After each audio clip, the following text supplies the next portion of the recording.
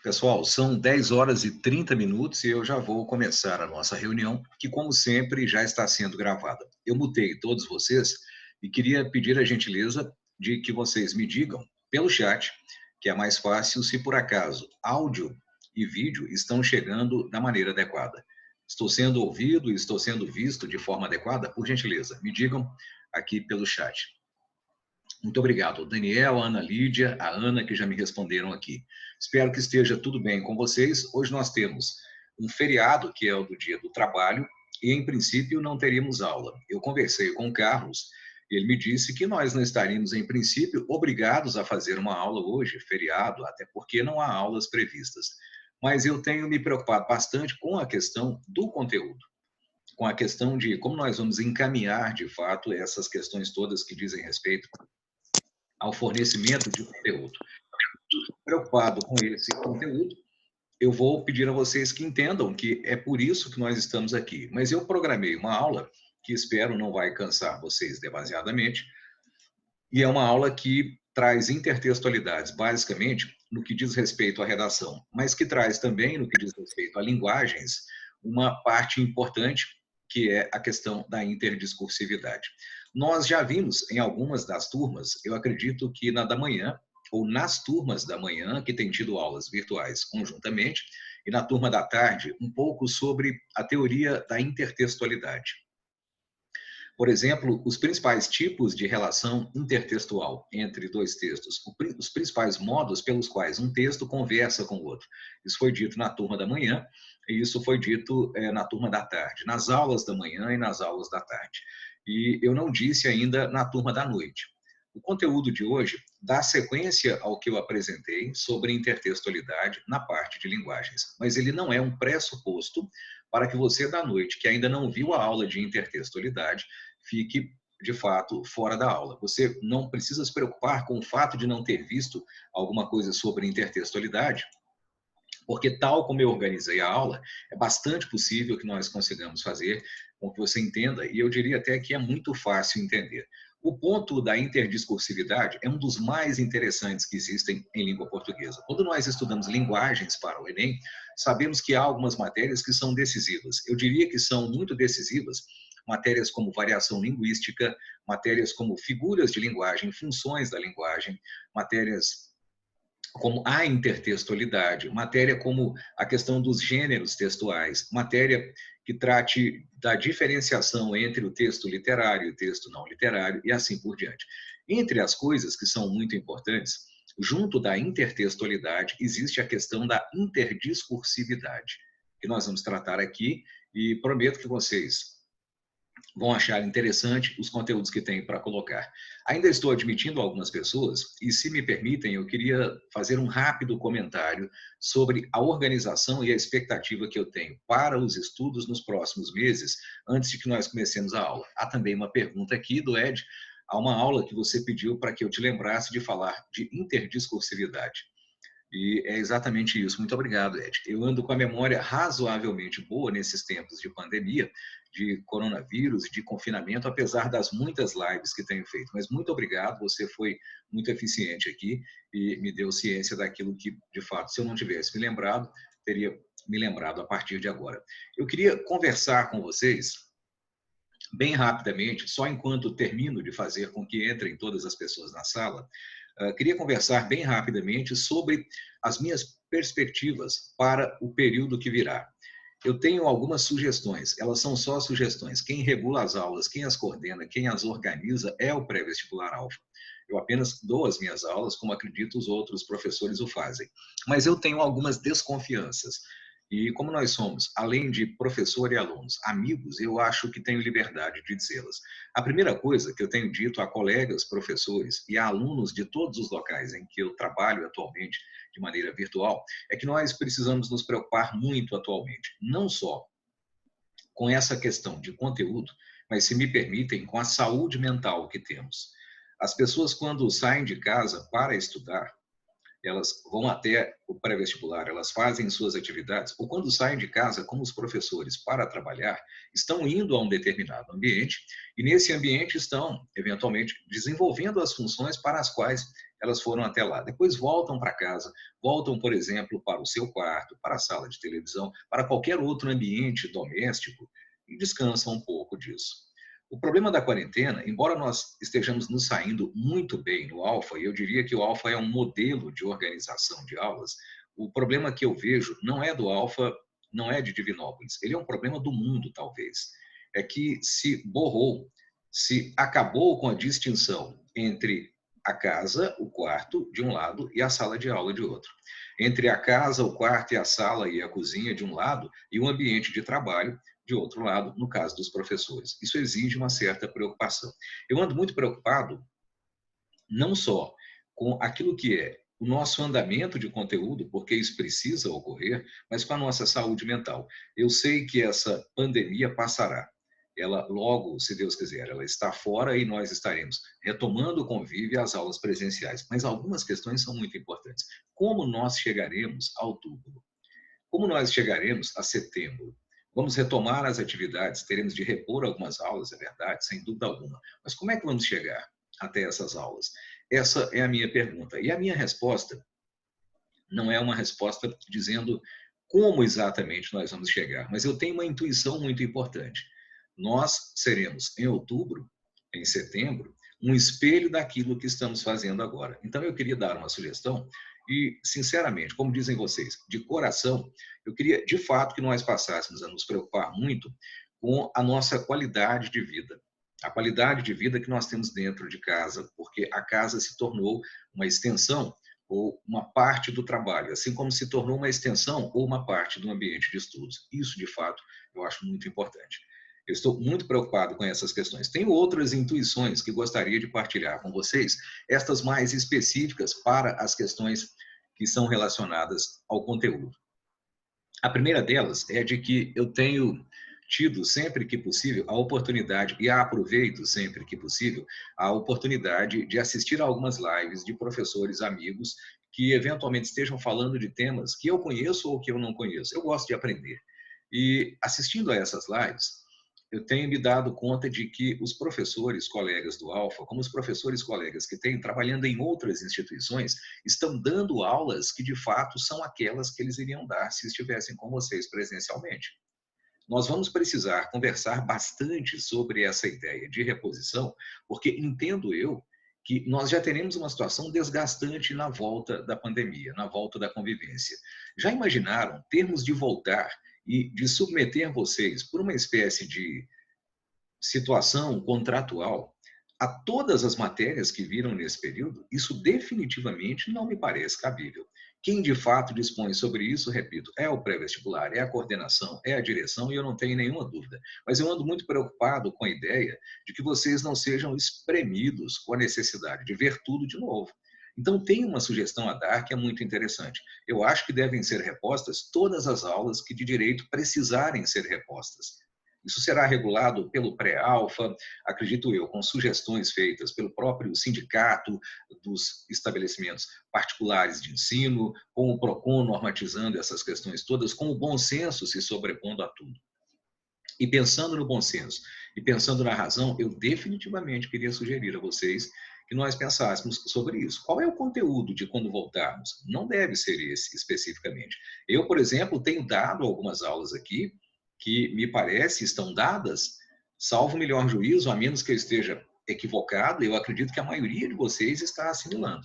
E os que não estão assimilando estão perguntando, para isso servem as lives, com a sua possibilidade de interação. Então vamos ficar muito tranquilos a esse respeito, nós não podemos literalmente pensar em uma volta que reconstrua tudo. Isso significa concretamente que no momento em que estamos, precisamos aproveitar ao máximo essa educação que é feita de maneira remota. A educação remota, não me canso de dizer a vocês, já formou pessoas, já colocou pessoas no mercado de trabalho, já fez uma série de coisas que provam que ela é capaz, inclusive no segmento, no nível pré-vestibular. Os Descomplica da vida aí estão com conteúdos inteiros para que você possa, de fato, comprovar que isso funciona. Claro, ninguém está dizendo aqui que a aula virtual é igual à aula presencial. E nós sabemos bem claramente, ninguém se equivoca a esse respeito, que vocês contrataram um curso presencial. Mas tomem cuidado com isso. É muito importante pensar no pós-pandemia, em como nós vamos retomar a nossa vida para que nós não tenhamos também problemas maiores. Já imaginaram, todos cansados, vocês e nós, professores, retomando as mesmas coisas? O quanto seria maçante, cansativo, desafiador até da paciência mais elementar, ter de ver tudo de novo? Acho isso muito perigoso. Há uma fala do Marcos Vinícius: penso que os simulados podem nortear as matérias que devem ser recapituladas na volta das aulas. Sim, penso também. Eu acho que rever tudo seria, de fato, impossível. Não há tempo de ver tudo. Também queria responder a uma pergunta que veio de 3 alunos do Alfa. E essa pergunta se harmoniza com outras que eu tenho respondido, e o que eu posso dar é apenas a minha visão pessoal, que é sobre a situação do Enem, que é sobre a situação dos vestibulares, sobre a situação do SISU. Professor, vai haver SISU no meio do ano? Sim, eu creio que sim, até porque ele aproveita notas de um período anterior. Então, não me parece, a princípio, que haja nenhuma espécie de problema com ele, salvo alguma informação de que eu não tenho agora. Mas tenho outra questão também a dizer. Professor, e o Enem? O que é que deve acontecer com o Enem? Você pode nos dar as informações? O que pode acontecer são muitas coisas, mas no espaço rápido de tempo que eu quero ocupar aqui, antes de começarmos com a matéria, o que eu preciso dizer é que o Enem é hoje uma prova pública, é um processo seletivo público que seleciona candidatos para ocupar vagas no ensino superior público.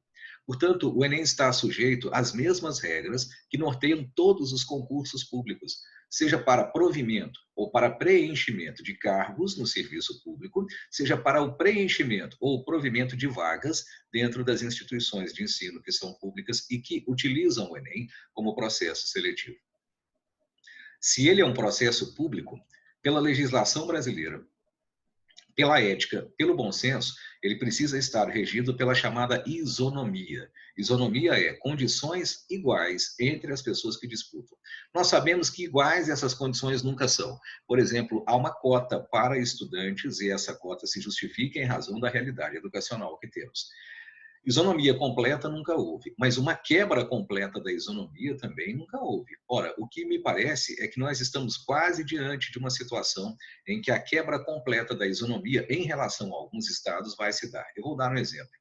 Como é que nós vamos considerar que Manaus tenha alunos que são brasileiros, que são brasileiras, que são dignos do nosso respeito, com condições iguais às do restante do país? Como é que o Ceará se poderá considerar igual aos outros estados? Ou como é que nós vamos considerar igual a situação do Rio de Janeiro e de São Paulo? Isso não é possível. A isonomia foi quebrada. O atual governo sinalizou para a ideia de que o Enem não deve ser adiado. Já mexeu um pouco nas provas virtuais, as datas das provas virtuais que estão começando a ser implementadas, e acredito eu que não está disposto a mexer nas provas presenciais, porque ele tem medo de que isso repercuta negativamente, de que isso empurre todo o início do processo de formação nas faculdades para um pouco depois, e aí se compliquem muitas coisas. E é claro, isso traz insegurança, isso traz intranquilidade, inclusive política. Intranquilidade política é esta que o atual governo quer evitar. A pergunta então é, então se o governo mantém esse exame nas datas em que ele deveria ocorrer, o que é que acontece? Acontecem duas coisas distintas, dependendo de onde você se posiciona. Para quem está apenas na escola pública, para quem está estudando lá e não tem outra possibilidade, eu diria que um adiamento ou um não adiamento tem pesos muito diferentes. O não adiamento para quem está em escolas públicas, como na rede estadual de Minas, ele é desastroso, literalmente. Se você está apenas na escola pública, se não teve acesso a um pré-vestibular, a uma outra forma de suplementar ou complementar o que você está dizendo, será um desastre. E isso precisa ser colocado com essa palavra, sem dúvida alguma. Tanto me preocupa e me toca essa situação que, como já disse a alguns de vocês, criei uma live que é aberta às terças-feiras para atender não só os alunos de um pré-comunitário, em que eu sou voluntário, um pré que atende a meninos muito carentes, como também para as escolas públicas da cidade, cujos alunos não possam pagar por uma formação complementar. Será de fato desastroso. É preciso, de fato, colocar um nome que isso tem. Agora, vamos nos posicionar de outra maneira. Não há um adiamento. E esse adiamento não acontecendo, o que é que ele faz com vocês que estão aqui no pré-vestibular? ainda que de uma maneira muito perversa para quem não está nos pré-vestibulares ou fazendo outros cursos, esse não adiamento coloca vocês em uma situação muito mais confortável do que aquela em que vocês estariam de outra forma. Eu sei que como vocês são generosos, que como são éticos, não vão achar isso tão bom assim. Vão dizer, é positivo, mas infelizmente à custa de uma situação muito dolorosa para outras pessoas. E isso é verdade, não posso negar. Agora vamos a uma situação. Isso é o que aconteceria com adiamento nenhum. Será que eu acredito, alguém poderia dizer, em alguma espécie de adiamento? Eu acredito. Eu acho até que é mais do que possível, é provável. Mas o governo não quer fazer. Há um monte de coisas que o governo Bolsonaro não quer e que ele está sendo obrigado a fazer. Por exemplo, o presidente trocou, como nós vimos, e essa é a principal motivação do pedido de demissão do ex-ministro da Justiça, Sérgio Moro. O presidente trocou a direção da Polícia Rodoviária Federal, aliás, da Polícia Federal, que vinha fazendo investigações que impactavam os seus próprios filhos e a ele. E colocou no lugar de um delegado de carreira um amigo da sua família. O ministro Alexandre de Moraes, do STF, disse que não é assim. E manteve todos os delegados que estavam fazendo as investigações que envolvem os Bolsonaro. O governo quis flexibilizar a posse e o porte de armas, não conseguiu. Foi barrado também pelo Supremo e pelo Congresso. Quis criar a homeschooling, a educação domiciliar, como uma medida provisória, não pôde. Quis uma série de outras coisas, como discutir o escola sem partido, que é uma estupidez, a meu ver, e também não conseguiu. O que está acontecendo é a chamada judicialização da política que eu ensinei na aula da noite. É quando o executivo vai se encolhendo porque não sabe lidar com as leis, não tem habilidade, e o judiciário e o legislativo vão crescendo. A judicialização é o momento em que cresce o poder judiciário. Olha como as atualidades são importantes para você definir a sua própria situação. O que eu acho que vai acontecer é que o governo será obrigado, por medida judicial, a retardar o Enem. Não me parece razoável supor que nós vamos ter Enem naquela mesma ocasião. Mas, professor, e se houver o retardamento? Aí podem acontecer coisas muito complexas, verdade, podem acontecer coisas complexas. Mas com vocês, que estariam numa situação confortável, mesmo se não houvesse esse retardamento, a situação está controlada. O que vocês terão é mais tempo para se preparar. E o que terão de fazer é entender que o Enem vai ocorrer, que o ano não foi perdido e que nada que se estuda é perdido, porque o saber não ocupa espaço, não pesa dentro da sua cabeça. E você não perde o que estudou esse ano. O que você estudou esse ano, ainda que você não fizesse Enem, ainda que o Enem fosse cancelado, que não vai acontecer, repito, na minha opinião e na opinião de todos os especialistas, você acumulou o conhecimento. Quando o fizer, esse conhecimento está lá no local, aguardando por você. Então, essa é a primeira questão. Se adiar, vocês não são prejudicados. Se não adiar, vocês continuarão fazendo, felizmente, mais do que estão fazendo os alunos da escola pública, porque eles não têm outra possibilidade, não têm alternativa. Essa é uma questão. Professor, esse adiamento deve ser longo? Creio que não, porque um longo adiamento do Enem obrigaria a toda uma reestruturação do ensino superior a partir do ano que vem. E a reestruturação do ensino superior, ela toca no mercado. Ela, de fato, impacta o mercado, porque as profissões são feitas para servir a sociedade no mercado. Então, é muito grave essa questão. Bom, a outra questão, a última, correlata com essa é, então você acredita em alguma espécie de adiamento? Acredito. Acredito em alguma espécie de adiamento. E acredito, já disse isso numa das nossas primeiras aulas, no início ainda do mês passado, que essa é a hora de você estudar decisivamente. É a hora de você fazer aquilo que interessa. Dúvidas sobre isso? Alguma coisa sobre Enem, sobre essas questões? Querem perguntar alguma coisa? Podem mandar pelo chat aqui ou podem desmutar o microfone, não há nenhum problema. Eu queria apenas que vocês entendessem em que fase nós nos encontramos. Acho eu bastante improvável que não haja um adiamento. E acho eu que esse adiamento não é grande, porque não pode ser-lo, e que vocês vão estar numa situação bastante tranquila. Parece que não temos nenhuma dúvida. Eu vou começar, então, a nossa aula, a primeira parte da nossa aula, pedindo a vocês que, por gentileza, algum de vocês, pode ser o Ed ou qualquer um de vocês, que me avise quando faltarem 35 minutos antes do final da nossa aula, que tem 1h e 35 minutos. Quando faltarem 35 minutos, me avisem, porque eu vou começar com pensadores novos. Hoje vamos tratar de um dos mais interessantes temas que existem em língua portuguesa. Eu poderia dizer que ele é um tema importante para que você tenha facilidade em algumas matérias e até na vida, mas eu prefiro dizer que ele é fundamental, indispensável, imprescindível, que é a questão da interdiscursividade. Nós já sabemos que a intertextualidade nada mais é do que o diálogo entre dois textos. Nas aulas da manhã e da tarde pude mostrá-la e eu disse que a paráfrase, paródia, pastiche, citação, referência, alusão e tantas outras formas de fazer com que um texto dialogue com o outro. Agora preste atenção em como é interessante e em como é útil a questão da interdiscursividade. Esse é um tópico dos estudos de linguística, dos estudos até de filosofia da linguagem, muito recente em termos históricos, faz apenas algumas décadas que a interdiscursividade entrou efetivamente nos programas e ela já entrou forte no Enem. Na sua primeira edição, em 1998, eu me lembro de ver a prova comentada na imprensa. Nas edições subsequentes, nas que vieram depois, o Enem tem dado muita importância à interdiscursividade. E por quê, professor? Porque ela pode ser definida, observem a definição que eu costumo dar à interdiscursividade, como um breve estudo para não ser idiota na vida. Professor, como assim? Estranha essa definição. Sim, eu vou repeti-la. Um breve estudo para não ser idiota na vida. Eu não estou dizendo que vocês sejam idiotas, definitivamente. Não o são. Mas quando as pessoas não são críticas, quando elas não têm criticidade, são idiotas no sentido grego antigo da palavra. Aquele sentido em que as pessoas são alheias, alienadas das coisas que acontecem e que não conseguem perceber a realidade como ela de fato se mostra. Ora, a interdiscursividade me leva justamente a perceber que eu possa ser mais crítico. Quando ouço os textos, quando leio os textos, sejam eles de que natureza for. Então vejam que interessante o compartilhamento. Que eu passo a fazer aqui é um compartilhamento bem simples sobre essa questão importante da interdiscursividade. Eu fiz uma aula com muito poucos elementos para que você tenha facilidade de recuperá-los e porque a teoria, de fato, não é grande quando nós falamos de interdiscursividade. Ela não é, de fato, uma teoria complexa. Mas eu preciso partir de uma ideia bem mais simples. Existem níveis de interpretação textual.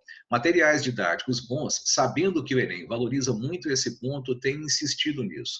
Eu queria que você entendesse níveis de interpretação mais ou menos como níveis de leitura. Porque ler um texto é não só decodificar aquilo que ele traz, mas também interpretá-lo. Tudo precisa ser interpretado, porque tudo tem sentidos aos quais nós podemos recorrer. Sentidos que temos que atribuir aos textos quando eles nos são mostrados. Então vamos a essa questão do nível de leitura, que é um nível de interpretação textual. A primeira ideia importante é de que, ao longo do tempo, com a evolução da sociedade, evoluiu também a nossa noção de quem é alfabetizado. Quem de fato é alfabetizado? Quem tem letramento? Quem tem capacidade de leitura e de interpretação de texto? Essa resposta tem variado ao longo do tempo. Há um primeiro nível básico, que era uma primeira resposta que se dava, por exemplo, no século XIX, por exemplo, no início do século XX, antes que esses estudos que nós estamos tratando hoje começassem a ser desenvolvidos. Dizia-se, então, que você era leitor, você era interpretador de textos, era alfabetizado. Passou com sucesso pela escola quando você conseguia decodificar as partes da mensagem. Por essa regra, não era analfabeto, ou não poderia ser assim considerado, quem, por exemplo, juntasse letras em sílabas, sílabas em palavras, palavras em frases, frases em parágrafos.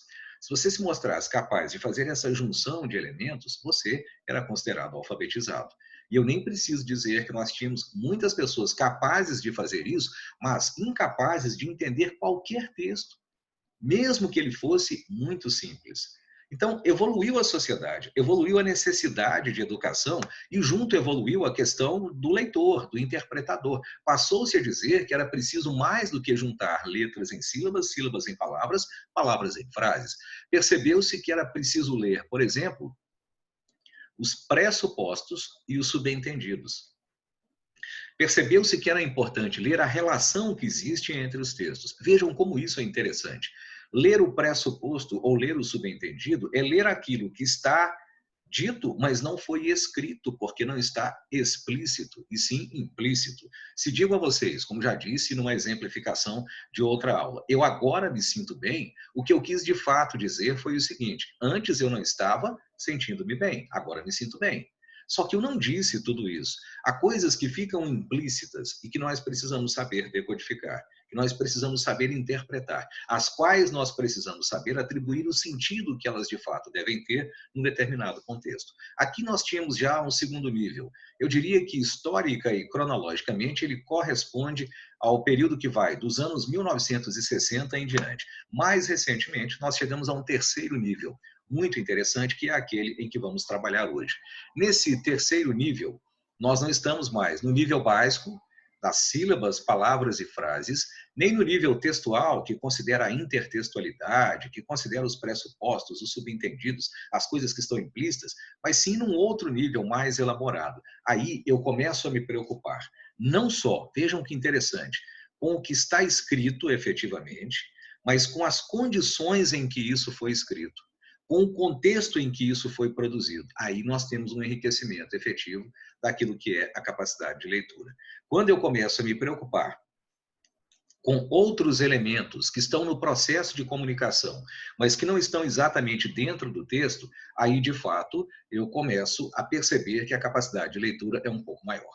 Temos aqui o Gabriel Souza dizendo: a Jo é mestre, creio que mestra, em fazer a gente enxergar esse segundo nível. Como diz ela, ela tira a nossa inocência. Sim, muito boa essa fala, eu gostei demais, eu não sabia que a Jo utilizava, tive pouquíssimas oportunidades de assistir às excelentes aulas que a Jo dá aqui no Alfa, mas ela está absolutamente correta e conta com a minha concordância e até com a minha admiração por essa fórmula tão feliz.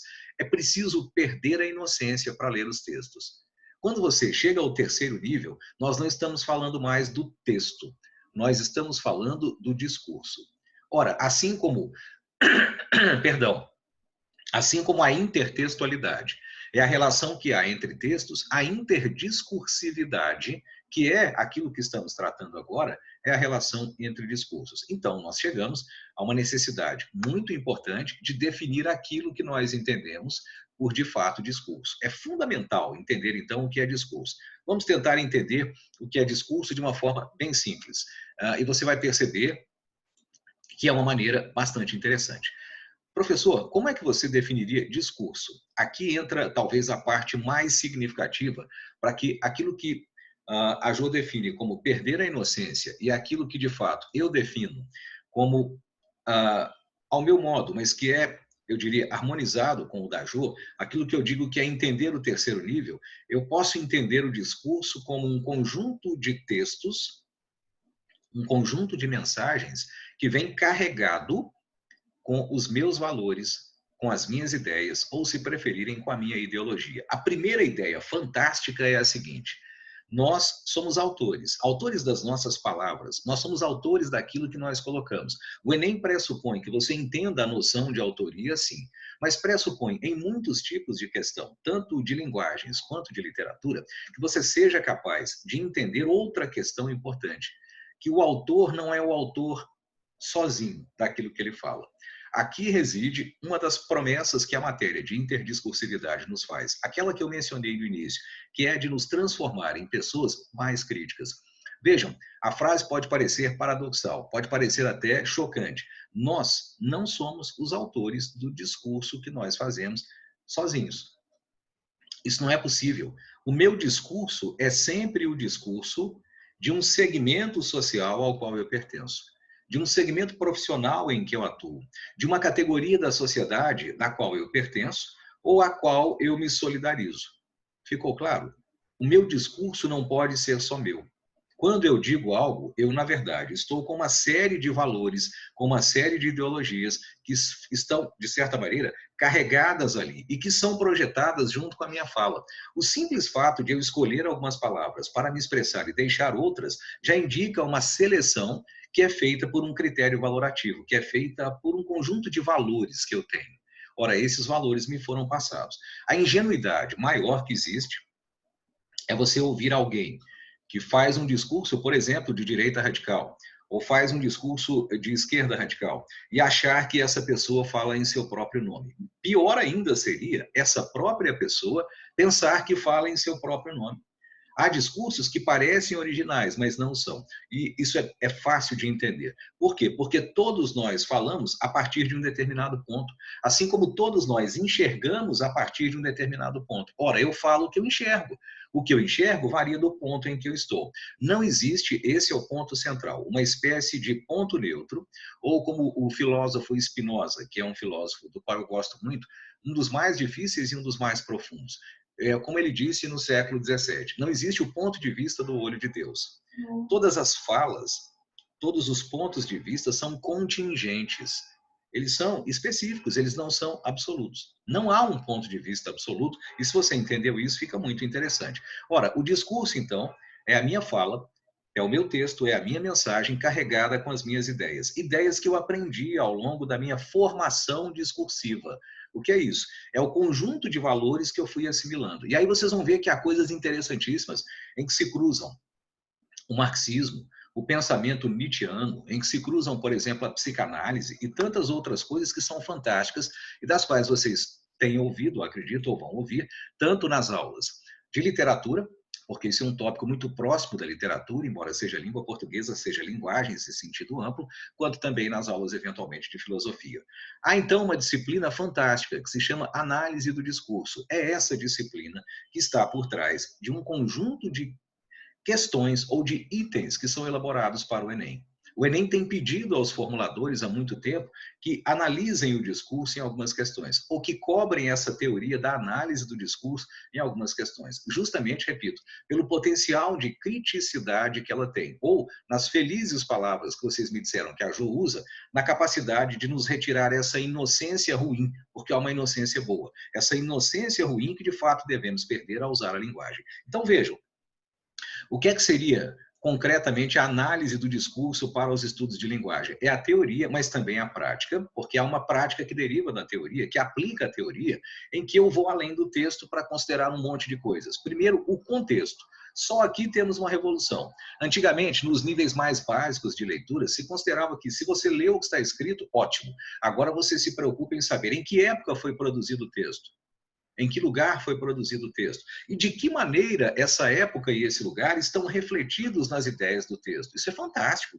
Isso é revolução que se de fato operou aí dentro daquilo que é o que nós chamamos de elementos importantes. Ok? Deixa eu só tentar aqui chegar para cá para eu ver o chat que pode ser aberto aqui mais facilmente. Eu tenho aqui o Caio Caetano dizendo uma coisa. Márcia, eu usei esse exemplo na minha última redação. Usei a ideologia do Ailton Krenak com o José Mujica, de dizer que a sociedade transforma as pessoas em clientes e não em cidadãos, em seu livro Ideias para Adiar o Fim do Mundo. Baseado nessa ideia, consegui nota máxima na competência 5. Grande Caio.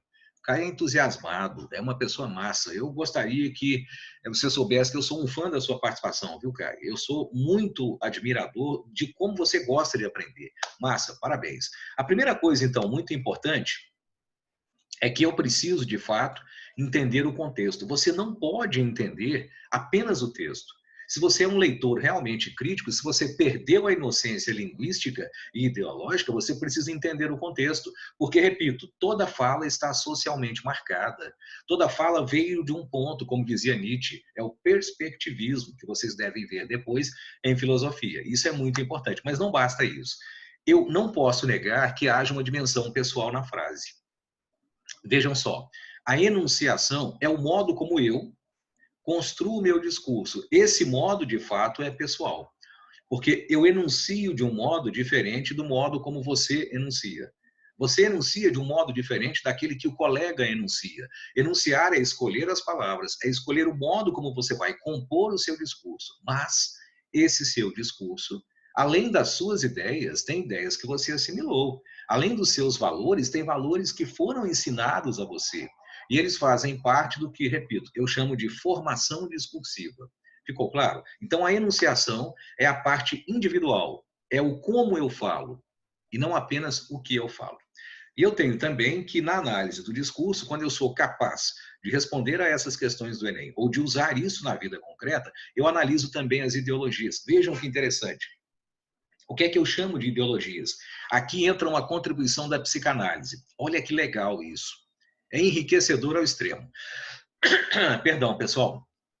Não é Covid, é só gripe mesmo.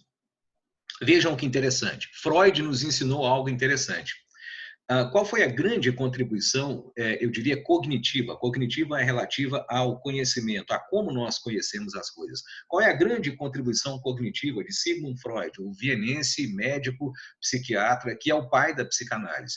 Freud nos ensinou, entre outras coisas, que o nosso eu não é único. Ele é fendido.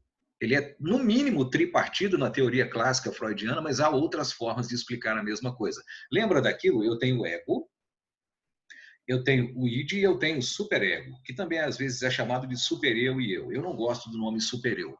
Eu acho que com ego estamos muito bem. É uma palavra portuguesa com a qual eu não implico. O que é o superego? É o conjunto de regras que te foram ensinadas, que ficam na sua consciência, falando como uma voz da consciência.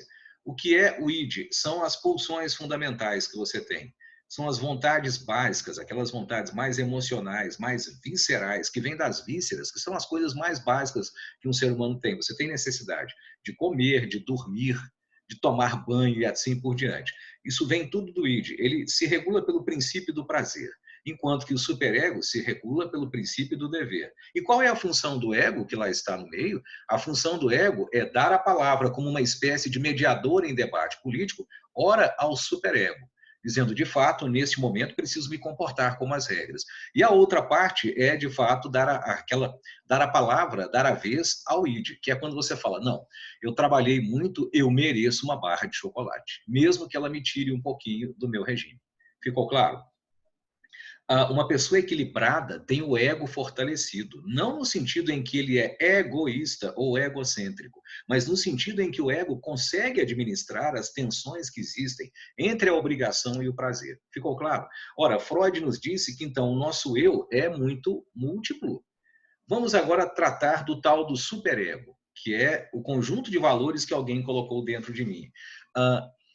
Na interessante visão que a análise do discurso faz, o superego, ele não tem um valor, porque ninguém tem um valor só. Isso não existe definitivamente. Você é educado por pai e mãe que são pessoas distintas, que são pessoas completamente diferentes de você. Eles têm valores diferentes, por mais que se pareçam, eles são pessoas distintas. E seria muito estranho se eles se considerassem a mesma pessoa, até ideologicamente, se quisessem pensar tudo igual. Nem as mais completas complementaridades entre pai e mãe devem, de fato, acabar com as diferenças. Isso não poderia acontecer. Então, de fato, você tem pai e mãe concorrendo para a sua educação. Eu não falaria tanto de mim se houvesse alguém que eu conhecesse melhor. Mas como eu só conheço tão bem assim a mim mesmo, vou dar um exemplo muito pessoal. Meu pai é escritor, é poeta, é uma pessoa que nunca deve ter votado em alguém de extrema direita. Aliás, eu acho que ele nunca votou em ninguém de direita.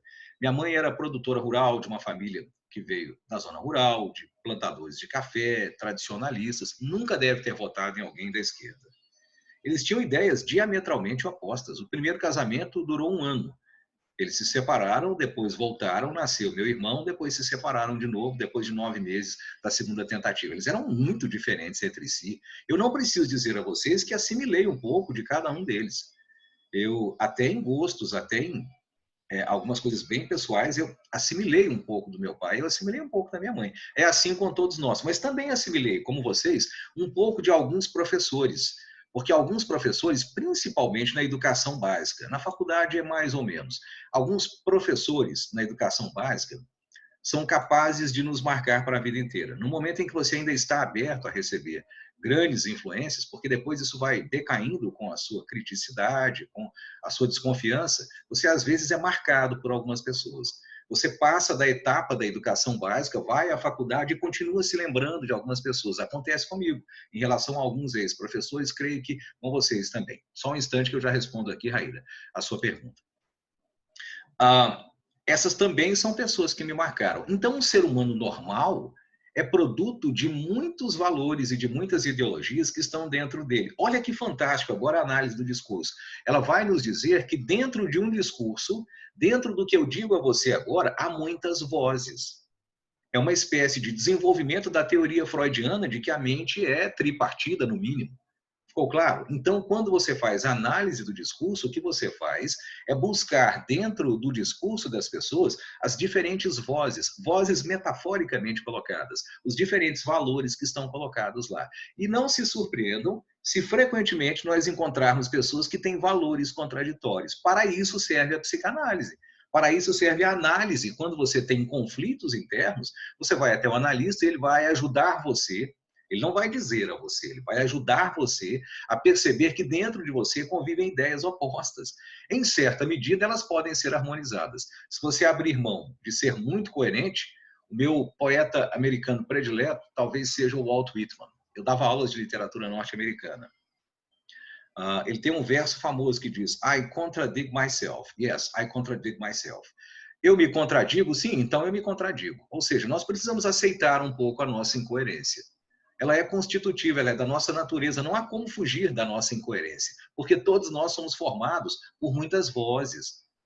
Não há como você deixar de considerar essas vozes diferentes. Você seria muito chato ou muito chata se quisesse uma voz só. Ficou claro o que eu falei?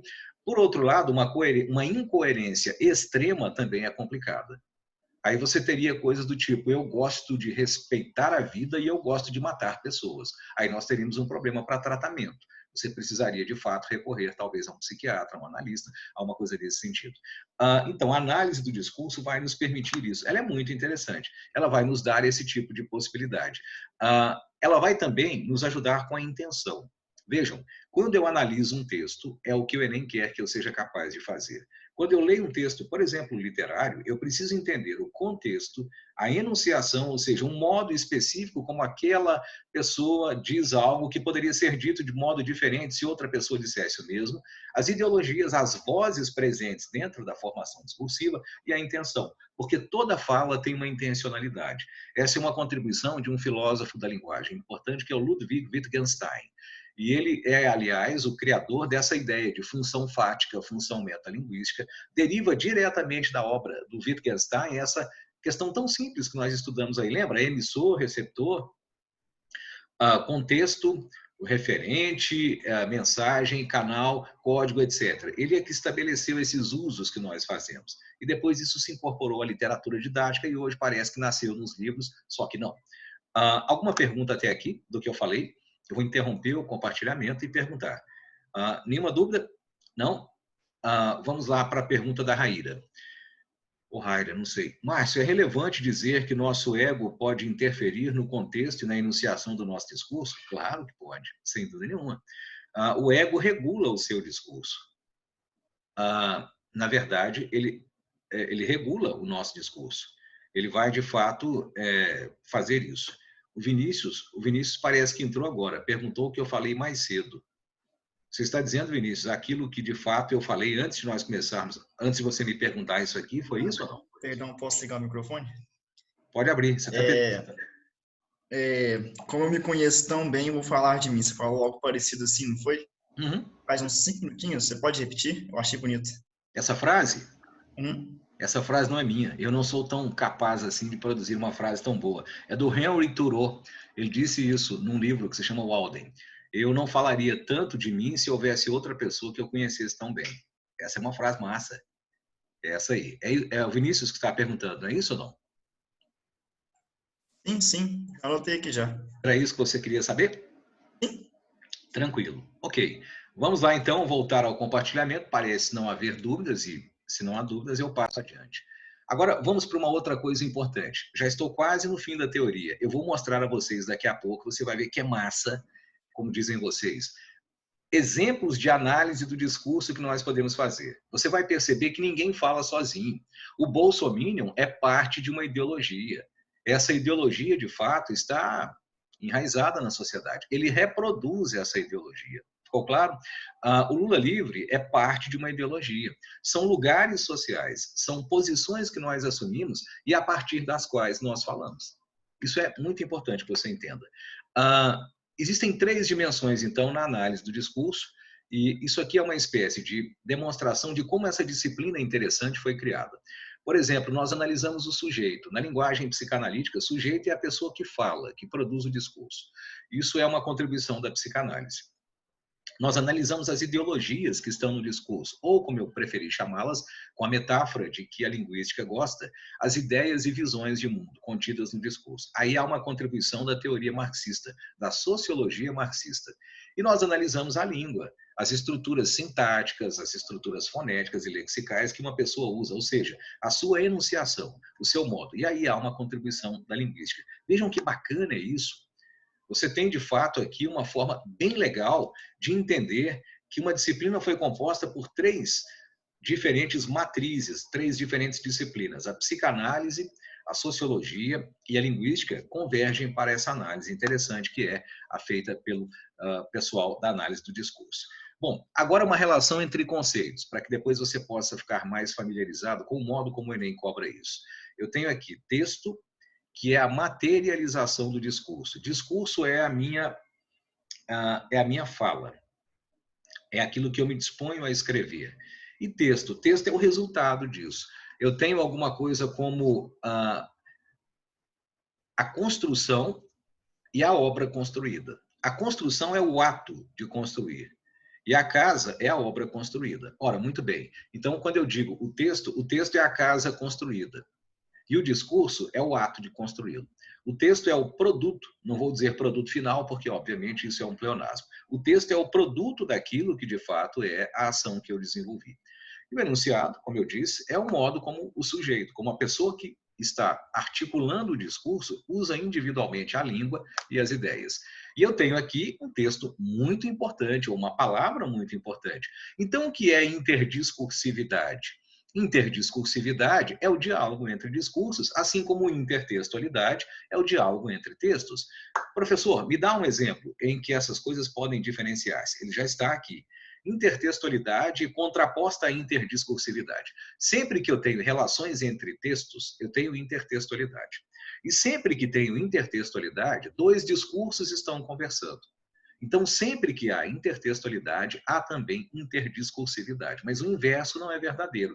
Nem toda relação entre discursos pode ser uma relação em que um discurso concorda com o outro, discorda, concorda em parte, discorda em parte, o que é bem parecido nos dois últimos casos. Nem sempre isso implica intertextualidade. Há uma outra ideia que eu queria que você entendesse. E aqui eu posso parar o compartilhamento. Três ideias muito importantes. Primeiro, o discurso é sempre social. Sou eu que o faço, mas ele tem valores e ideias que eu assimilei na minha formação discursiva. São as vozes, as ideologias, as visões de mundo que eu tenho. O que não significa que o meu estilo seja sempre igual ao dos outros. O que não significa que a minha maneira de falar seja sempre igual. Não é, e nem deve ser. A minha enunciação é diferente, mas há uma outra ideia importante. Duas ideias importantes. A primeira delas é a seguinte: presta bem atenção, você vai ver como isso te ajuda a não ser ingênuo. A primeira ideia fantástica é a seguinte: eu preciso entender o meu discurso e analisar o meu discurso, ou autoanalisar o meu discurso, até onde essa autoanálise é possível, porque nós não conseguimos ver tudo também. Nós, para ser crítico, para saber dentro de mim quais são as vozes que estão atuando. Essa é a primeira ideia. Agora, a segunda ideia é a seguinte: eu preciso entender que o discurso é algo muito importante, mas que ele só pode acontecer com um diálogo. Todo discurso é um diálogo. A natureza do discurso é dialógica. Quem disse isso foi outro pensador importante, que é o Mikhail Bakhtin. É um russo do qual eu falo de vez em quando e que é um dos pais da ideia de intertextualidade. Ele até diz o seguinte: todo texto é intertextual. Todo texto se constrói com base em outros textos, leva em conta outros textos. Ora, ampliando essa ideia, eu poderia dizer que todo discurso é interdiscurso, porque ele dialoga com outro. Querem ver o exemplo mais simples disso? Nós começamos, a nossa aula, e eu digo a um de vocês: bom dia. Por que eu disse bom dia aqui no chat a um de vocês? Porque alguém falou bom dia, professor Márcio. O meu discurso, bom dia, alunos, é uma resposta, eventualmente, hipoteticamente, no nosso caso, a uma saudação de bom dia que eu teria eventualmente recebido de outras pessoas. Ficou claro? Os discursos, na verdade, eles vão se contrapor e um discurso vai se formando por concordância ou por oposição aos outros discursos. Então, agora vejam só a marca das pessoas ingênuas. As pessoas ingênuas, pouco críticas, fanáticas, elas têm medo da interdiscursividade. Então é por isso que elas queimam livros, porque daria muito trabalho ler o livro, considerar o discurso da pessoa, o contexto, as ideias, as visões de mundo, pensar a respeito daquilo para ver se aquilo é aceitável. É muito mais fácil queimar o livro. É muito mais fácil dizer não li e não gostei, não ouvi e não gostei. Essa é a resposta do fanático. Todos os fanáticos trabalham da mesma maneira. Ora, qual é então a receita do fanatismo? E hoje eu vou trazer 3 pensadores da hora para você ver como são interessantes essas questões. A receita contra o fanatismo é você, de fato, começar a pensar que você precisa dialogar com as outras pessoas. Mas acontecem coisas importantes quando nós estamos dialogando. Quando eu aceito ouvir o discurso diferente do meu, o que vai acontecer é que eu posso ter um pouco das minhas crenças abaladas. É possível que eu modifique em parte as minhas crenças porque eu ouvi argumentos que me pareceram razoáveis. Ficou claro? Então eu preciso rever um pouco o meu discurso. Ouvir o discurso alheio, o discurso de outro, conserta o meu próprio discurso na medida em que eu não sou capaz, sozinho, de perceber os exageros, as falhas, as deficiências e as lacunas do meu discurso. Mas, eventualmente, o que vai acontecer é que os discursos que eu ouço, que são contrários ao meu, podem não me convencer. Porque, nesse caso, eu julgo ter uma argumentação mais sólida do que aquela que a outra pessoa apresentou para sustentar um ponto de vista diferente. Nesses casos, a contraposição dos discursos reforça a minha convicção. Quem é a pessoa sensata? Quem é a pessoa que, de fato, pode ser considerada crítica? É aquela que entra num debate que pode ser uma leitura. Quando eu leio um texto diferente do que eu penso, eu estou debatendo com o autor. Ela entra no debate com 2 expectativas. O discurso alheio pode modificar o meu em parte, mas ele pode também comprovar o meu em parte, mesmo quando ele é contrário. Eu estava ouvindo um membro do Conselho Nacional de Educação, que é o Daniel Cara, professor universitário da USP, que é totalmente contra aulas virtuais. Ele é totalmente contrário a aulas virtuais, como, aliás, muitas pessoas são.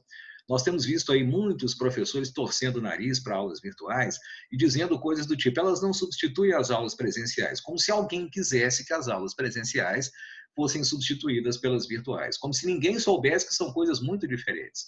E aí o repórter pergunta a ele, num podcast que eu estava ouvindo, professor, o que o senhor acha que vai acontecer? Ele falou, sabe, essas aulas virtuais, elas estão aumentando o fosso entre ricos e pobres no Brasil, porque a escola privada, a escola que é o colégio, o pré-vestibular, eles conseguem, mas quem não tem isso não consegue, porque o Estado não está organizado.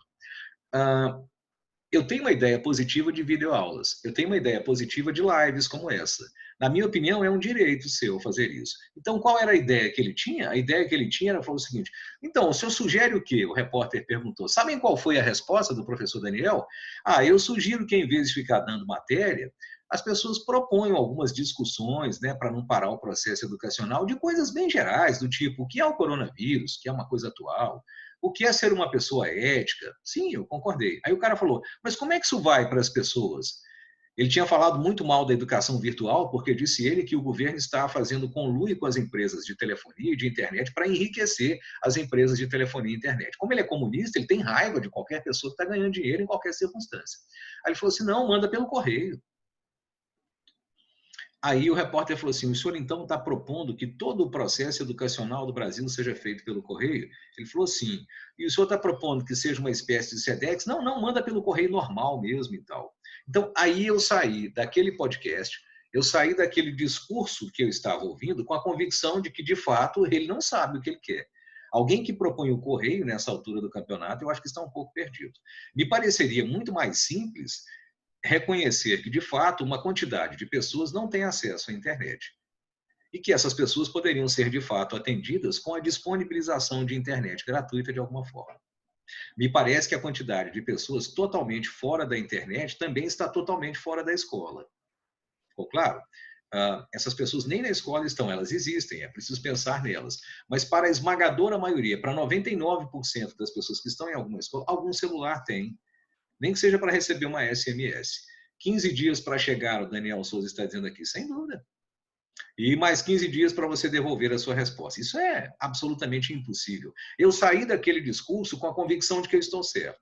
há problemas nas aulas virtuais, elas não são perfeitas. E o principal deles não está nem nelas mesmas, e sim no fato de elas não alcançarem na rede pública todas as pessoas.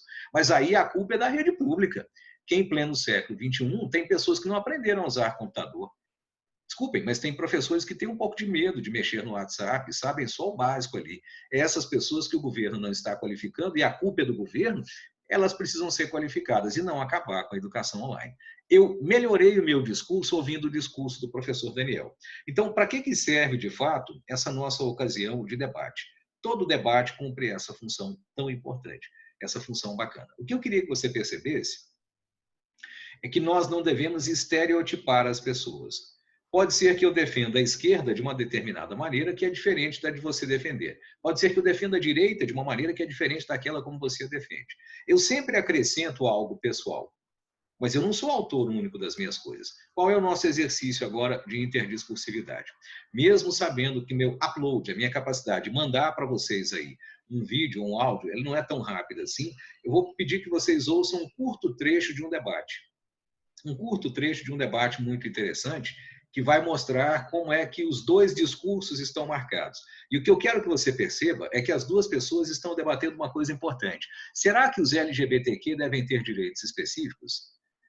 Será que o fato de alguém ser LGBTQ+, ou seja, pertencer a esse segmento, dá a ele algum direito que ele não deveria ter em outras circunstâncias, como, por exemplo, o direito às cotas quando você é negro, quilombola, indígena, quando você é afrodescendente, egresso de escola pública? Será que ser LGBTQ dá um direito? Isso é um debate muito interessante, um debate muito bacana, um debate muito legal. E eu vou tentar mostrar aqui duas posições. O que é que eu quero que você me ajude a fazer? Porque logo depois de mostrar o debate, que tem apenas alguns minutinhos, eu queria que vocês me ajudassem a qualificar o lugar social de onde foram feitos esses discursos, porque eles têm lugares sociais muito marcados. Nesse sentido, nós temos até o tal do lugar de fala. Respondam pelo chat. Já ouviram falar de fato de lugar de fala, não ouviram? É uma coisa bem bacana. Lugar de fala é um conceito da moda. E o Ed que está aí, Ed, você ainda está aí ou não? Claro. Belíssimo. Muito bem, como sempre, né?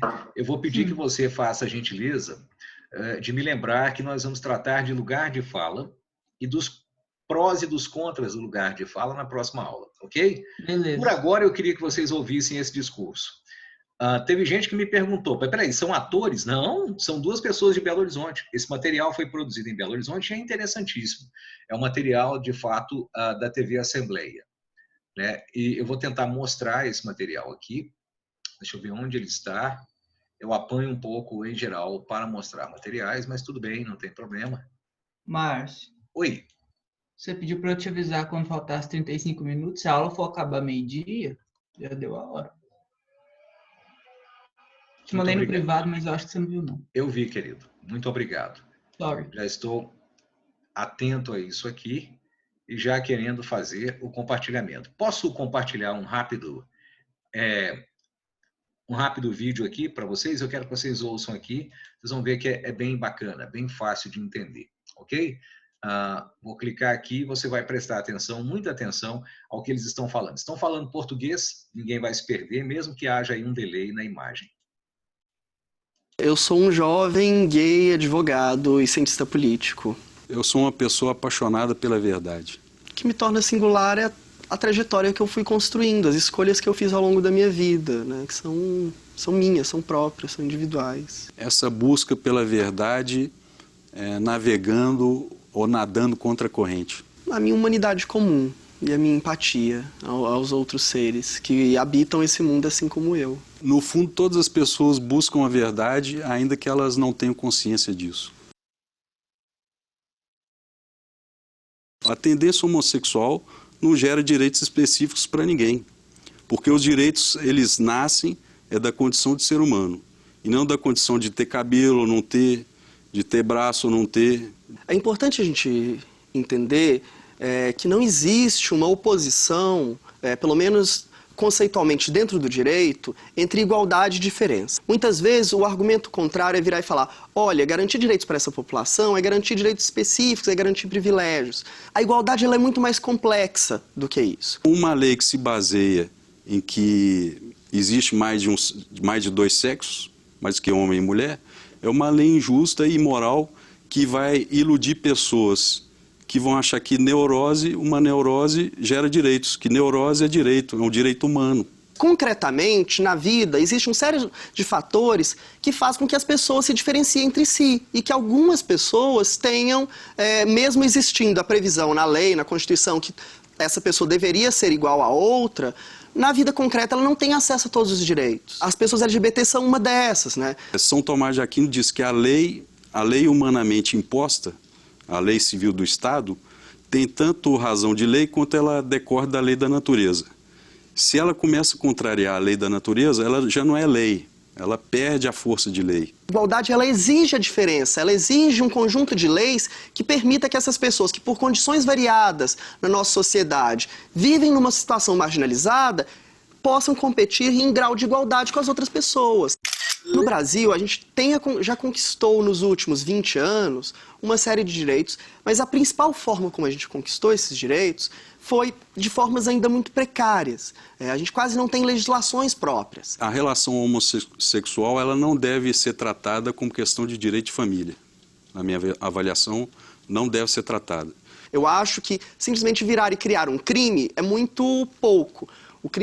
A criminalização deveria vir aos moldes, por exemplo, da Lei Maria da Penha, que não cria simplesmente um novo tipo penal, mas cria toda uma política pública para acolher, inclusive, essas pessoas em situação de violência. Reconhecimento como entidade familiar, eu sou contrário, e muito menos casamento. Não vejo como duas pessoas do mesmo sexo podem ter casamento. A gente precisa também de uma legislação que reconheça os direitos das pessoas trans, principalmente a retificar seu próprio nome e gênero. As pessoas, elas pararam de exercer um juízo objetivo e neutro da realidade e passaram a querer justificar o que é da vontade delas. A opinião ficou mais importante do que a realidade. Uma posição contrária a direitos fundamentais é mera violência, é discurso de ódio. E aí não é contraditório. Dar voz para esses discursos, na verdade, é reproduzir a própria violência. O homem comum, ele não concorda com essa questão de ideologia de gênero, mas os cientistas, os experts, os peritos, eles querem subverter o texto constitucional e dizer o que é certo e o que é errado, atropelando a vontade popular. O preconceito está enraizado na nossa própria sociedade, né? Existe uma ideia de que é natural e normal ser heterossexual ou ser cisgênero, né? Então, qualquer violação a essas normas acaba que cria um pânico moral. A moralidade, ela deve corresponder à natureza do homem e não à variação dos costumes.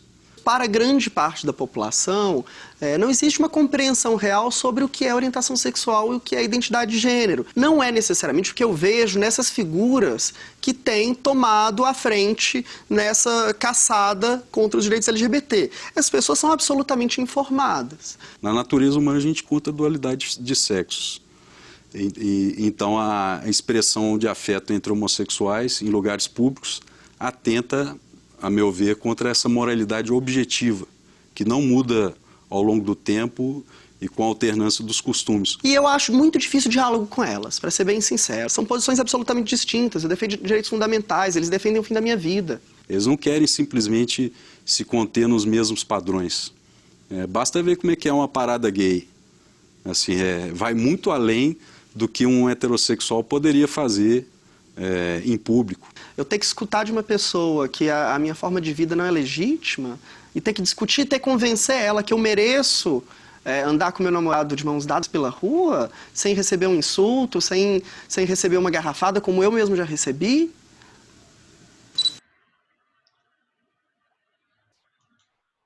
Ok. Para quem pensou que eles são atores, estão aí os dois. O Tiago Coati, que é advogado especializado em diversidade sexual e é da OAB de Minas. E o Paul Krause, que, aliás, é bacharel em Direito e é professor de Direito também lá em Belo Horizonte, um jovem professor como ele. A pergunta óbvia, quem produziu isso, professores? Foi produzido numa série interessantíssima que se chama Diálogos Possíveis. Esse é o episódio 3 de Direitos LGBTQ. Aqui você tem uma série de coisas que estão sendo colocadas aqui. Mas o que eu queria que você prestasse atenção é o seguinte: nós temos discursos diferentes e não só falas diferentes. Prestaram atenção? E se eu falo em lugar social, ou em lugar de fala, como queiram, você vai perceber que é relativamente fácil estabelecer o lugar de fala de cada um deles. Alguém pode abrir o microfone e me dizer, esse rapaz de terno, Paul Krause, que é advogado, qual é o lugar de fala dele? Ele fala em nome de qual segmento? A Alexandra está me dizendo aqui, ele foi totalmente moralista e individualista. Acho que não se discute políticas públicas assim. Concordo com você. Agora, muito bem, o que eu queria saber é o lugar do qual ele falou. Aí veio uma resposta brilhante do Rafael Araújo, que completa da Alexandra, que é uma fala muito boa. Ele falou do lugar social da família tradicional, seja lá o que foi isso. Eu até hoje não entendi o que é família tradicional. Porque a família tradicional é aquela em que o pai manda, a mãe cala a boca, o pai espanca um, o irmão mais velho espanca o mais novo. Isso é família tradicional também, com todo respeito. Desculpem falar isso. Eu sei que nem todas as famílias são assim. Eu só estou tentando dizer que o conceito de família tradicional inclui isso. Isso não é considerado fora do normal, não. É, no máximo, uma pequena perturbação, que, na verdade, não modifica a essência da família tradicional. Eu não sei o que é família tradicional. Ainda estou tentando, aos 47, aprender o que é isso. Mas deixa para lá. Eu já vi famílias em que as mulheres, de fato, são as chefes de família. Isso não inclui a família tradicional, pelo menos para alguns moralistas. Bom, vamos lá. Então, vamos ver o que é, de fato, o lugar social em que está esse advogado de terno, porque o outro é advogado também. O lugar social dele é o das pessoas que se dizem tradicionalistas. Eu nem diria que são só conservadoras. Ele é mais do que conservador. Ele é reacionário. O reacionário é uma coisa um pouco diferente do conservador. Aí nós temos reacionarismo. Ficou claro o que eu falei? De fato, é uma situação em que eu tenho que pensar quem está certo. Agora vamos ver aqui que interessante.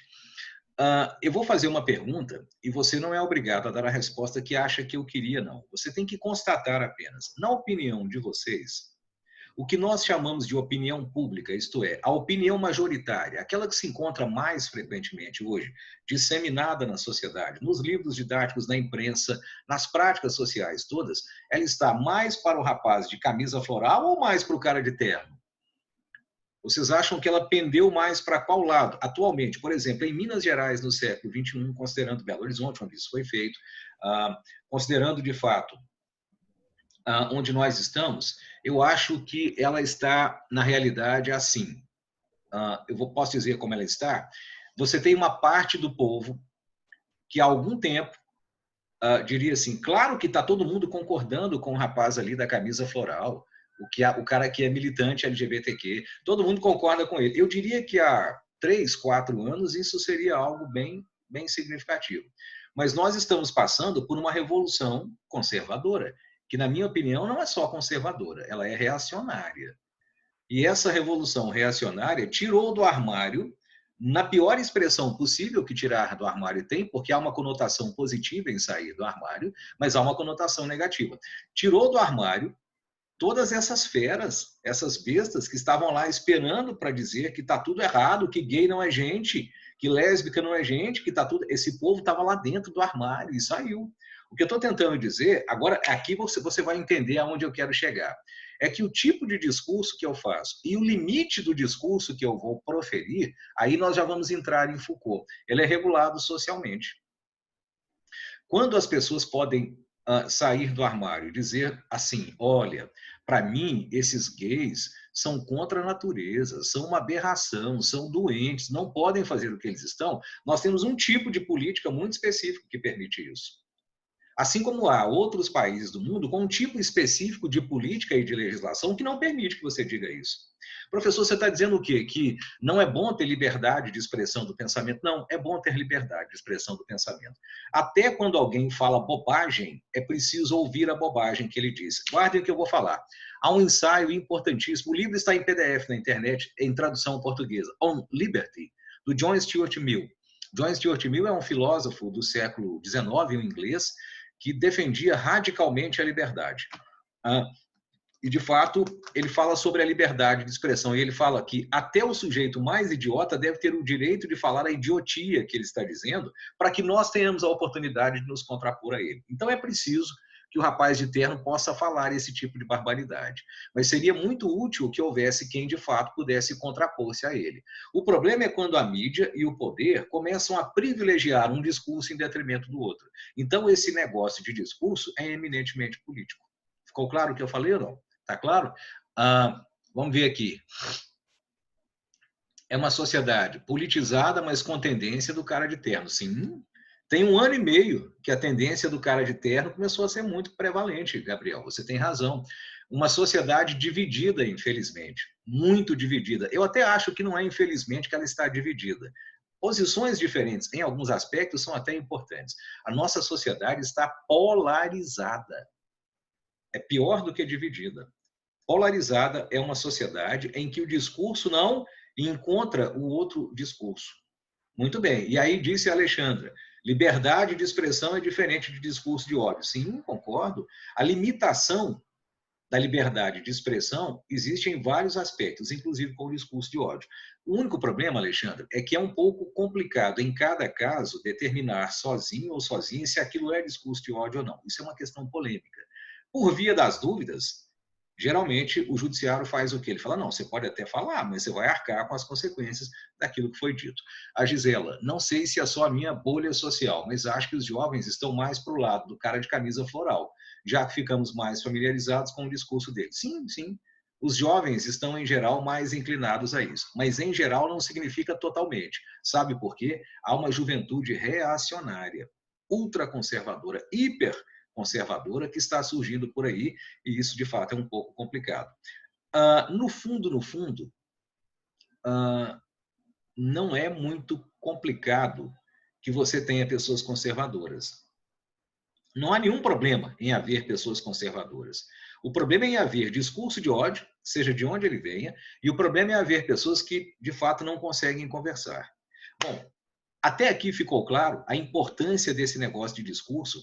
Como você saber ler vai mais do que decodificar o texto. É entender o contexto, a intenção, o lugar social, o lugar de fala. É entender os valores ou vozes que estão dentro da formação discursiva de quem falou. Isso tudo eu acho que é bem claro para vocês. É a lei, disse o Gabriel Câmara, que permite a todos os congressistas poderem manifestar suas opiniões dentro do Congresso sem sofrer ações penais. Não só manifestar suas opiniões, todas as ações dos congressistas no exercício do mandato deles são invioláveis. Essa garantia foi feita para que eles não fossem perseguidos, como na época da ditadura, pelo governo que não queria que eles dissessem algumas coisas. O Rafael, você acha que atualmente a imagem da direita brasileira está cada vez mais manchada pelo seu principal representante? Isso pode fazer com que esses jovens reacionários mudem de ideia? Pode ser, pode ser. Eu diria que quando você tem a sua ideologia de direita e ela está corporificada, representada por alguém, e esse alguém pisa na bola, de fato, você vai ter algumas pessoas repensando, sem dúvida, com certeza. É possível, sim.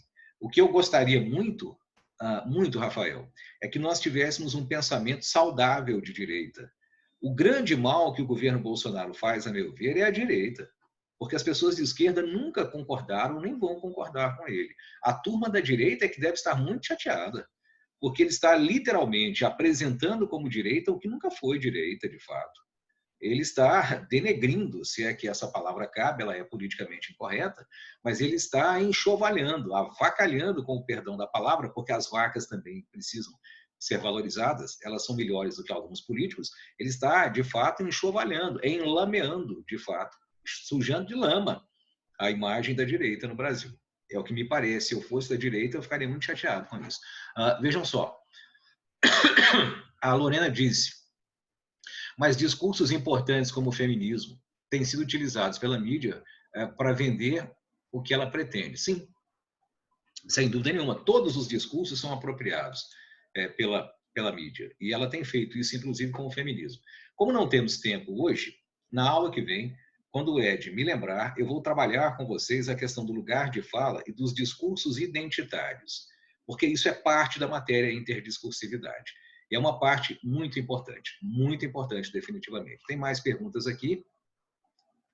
Márcio, precisamos sim de algumas leis voltadas para o LGBT, mas leis que não favorecem, sim, só igualam a outros cidadãos, como a Lei Maria da Penha, que oferece segurança à mulher. Sim, eu concordo.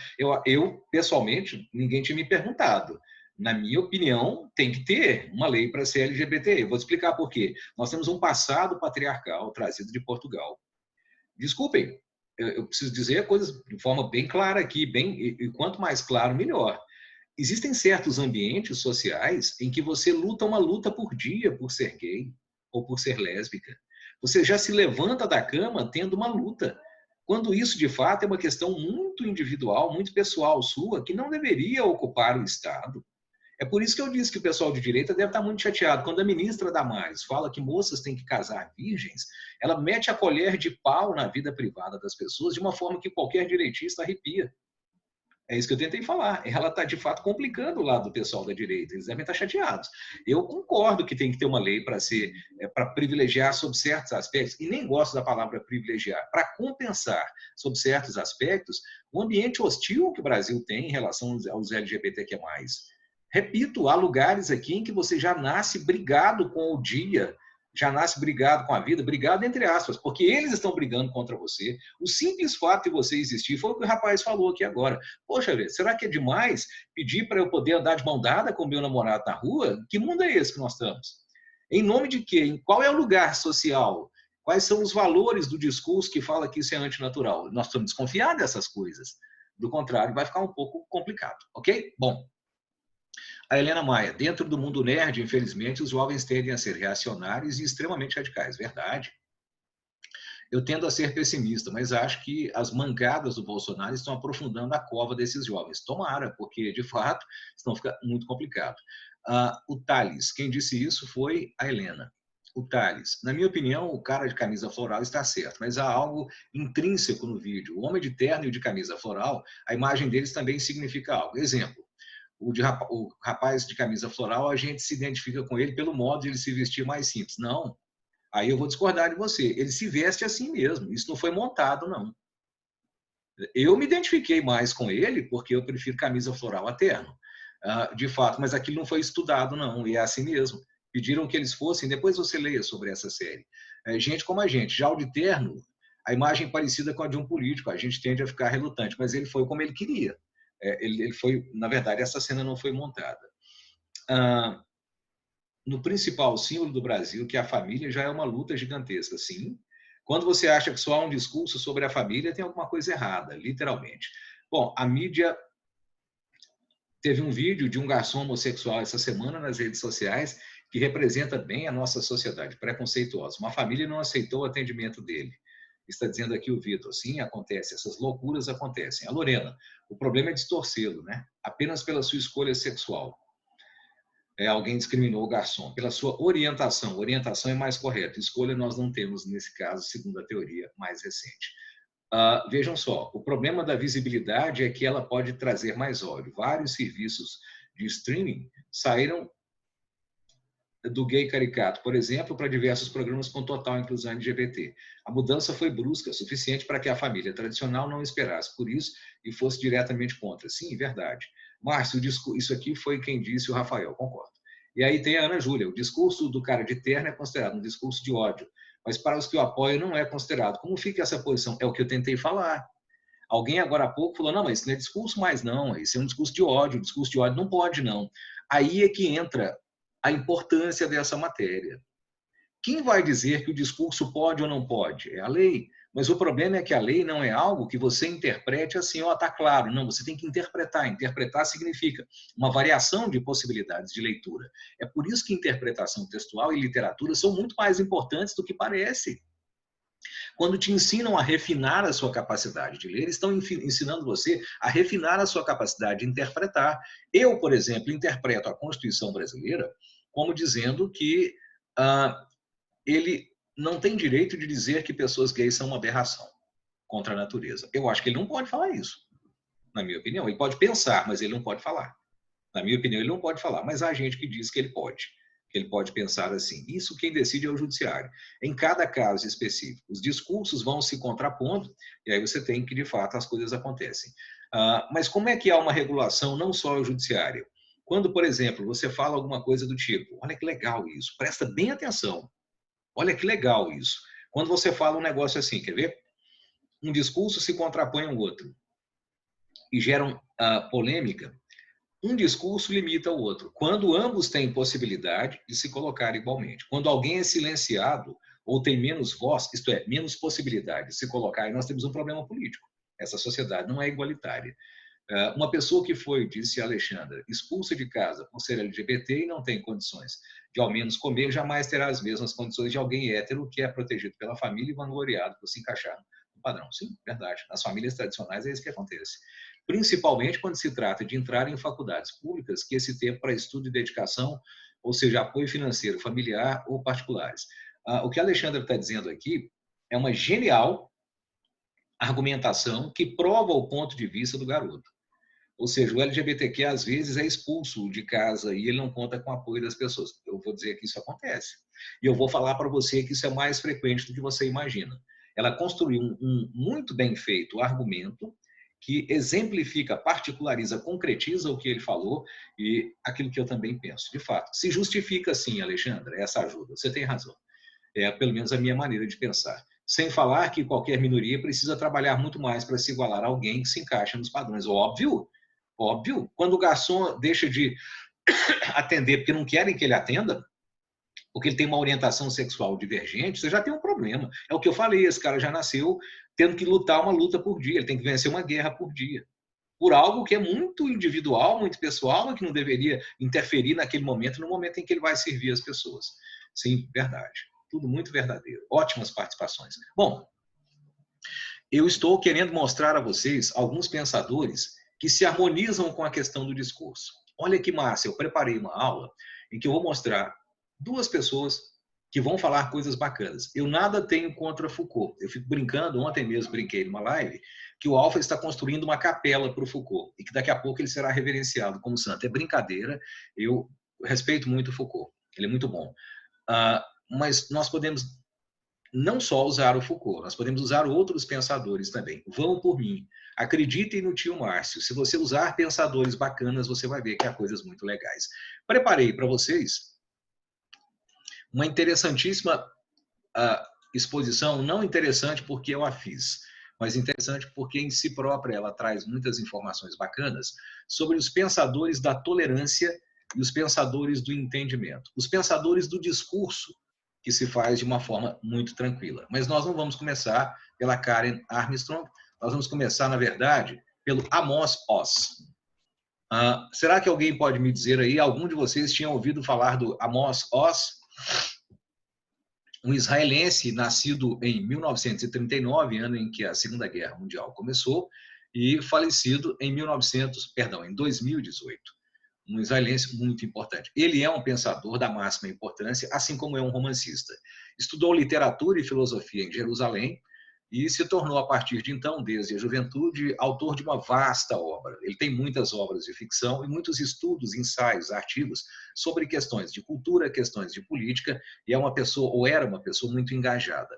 Ele foi considerado em vida ainda o mais importante romancista do seu país, de Israel, e um dos maiores do mundo, tanto assim que ganhou o Nobel de Literatura em 2002. E esse Nobel se juntou a vários outros prêmios que o Amos Oz recebeu. Ele era um velhinho muito simpático quando faleceu, muito lúcido, que até o momento final da vida dele produziu e foi bem claro. Além da literatura, paralelamente a essa sua obra ficcional, o Amos Oz se tornou um ativista e ele fundou o Instituto Paz Agora, que é muito importante. E já foi ele próprio indicado ao Prêmio Nobel. O que é que o Amos Oz dedicou-se a fazer? Ele, além de escrever sobre Israel e de tentar mostrar que os israelenses não são só os carrascos dos palestinos, ele tentou construir uma ponte no discurso com os palestinos. Ele ouviu o discurso dos palestinos, que é o discurso oposto ao de Israel, e pesquisou a vida inteira, escreveu a vida inteira, chegando a conclusões importantes. Uma dessas preocupações que ele tinha, uma das conclusões a que ele chegou nesse seu trabalho de décadas, várias décadas, é o de que, de fato, para combater as formas de fanatismo, é preciso combater a intolerância, é preciso combater a violência, mas é preciso também que você se disponha a entender a versão do outro, a ouvir o discurso do outro. Ele tem uma ideia fantástica sobre isso.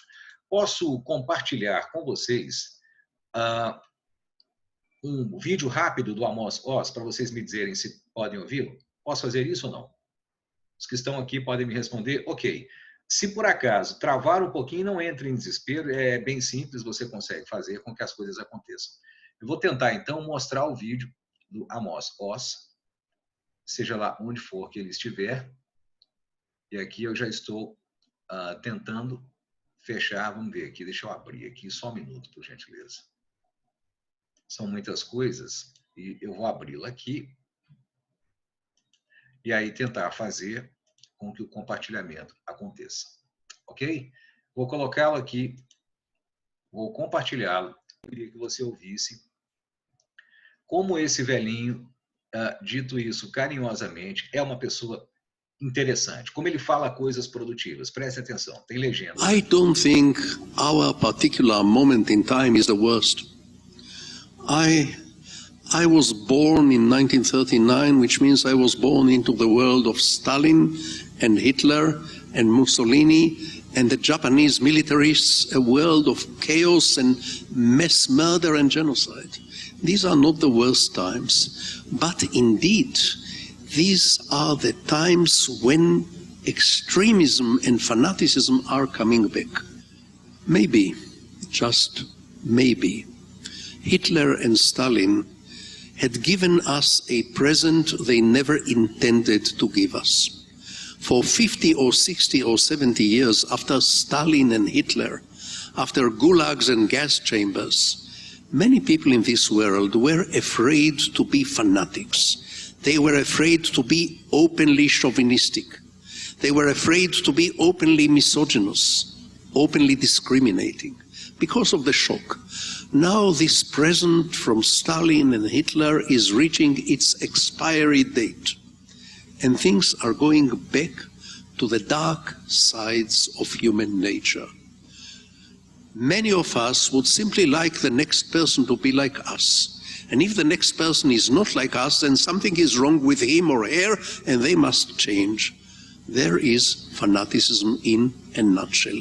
You ought to change, you ought to become like me, because I'm right, and you, there must be something wrong about you if you are not like me. The best formula I can offer, and I'll make it short, is the following formula. Equality does not mean that we shall all be the same. Heaven forbid. This will be the end of civilization if we all become the same. It will be the end of literature if we all become the same. It will be the end of sex if we all become the same. No, I think equality means that every human being has an equal right to be different. Equality means that every civilization has an equal right to be different. Every gender should have an equal right to be different. Every faith, every group, every movement should have an equal right to be different, by which I don't mean never try to influence other people. Yes, try to influence other people. You want to try to convert them, try to convert them. You want to try to persuade, try to persuade. You want to try to seduce, God bless you. I wish you a very successful seduction. Just one thing, don't try to turn the other person into a copy of yourself, into a replica of yourself, because this will be the end of everything. This will be the end of life, the end of eros, the end of diversity, the end of creativity. Yes, influence other people. No, don't try to make them or to force them to become a copy of yourself. I give you this advice not just in the context of relations between civilizations, also as an advice in the context of relation between parent and child, between man and woman, between neighbors. Yes, talk to the other. Yes, try to share your wisdom or your experience or your ideas with the other. Why not? But always remember, every single one of us is one and only. You and me and every one of you. You are the only one of you. Since the creation of the universe, the Big Bang, the only one until the next Big Bang. No one of us will ever repeat exactly. And thank God for that. And this is the key to coexistence between civilizations, nations, cultures, religions, and families. Respect the equal right of the other to remain different. Bom, a minha pergunta é a seguinte: parece razoável ou não? Gostaram do que ele falou? Foi possível entender o que falou aqui o Amos Oz ou não? Eu achei fantástico. Sabem por que eu achei fantástico? Por dois motivos. Primeiro, esse simpático velhinho nos dá uma outra visão de Israel. Qual é a ideia que geralmente nós temos de Israel? Aquele bando de ricos massacrando os pobres palestinos. Não, há mais do que isso. Ele era um israelense a favor do diálogo com os palestinos. Ele construiu essas ideias contrapondo o discurso israelense ao discurso que ele ouvia dos palestinos. Esse tipo de mentalidade é possível quando você contrapõe as coisas. Fantástico, fantástico. Posso dar um conselho a vocês? Sim ou não? Posso dar um conselho?